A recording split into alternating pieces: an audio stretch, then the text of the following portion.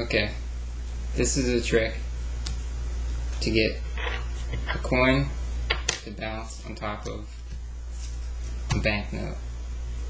All you need to do is fold it in half, make sure it's perfectly straight,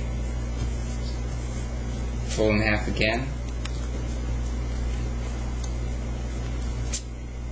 put it in a V shape, put the coin on top, pull it apart really slowly,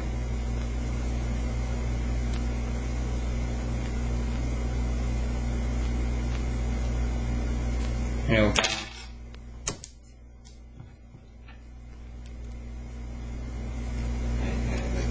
Yeah.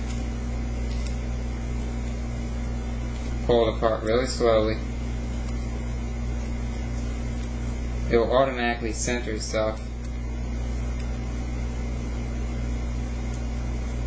and you get it to bounce on top.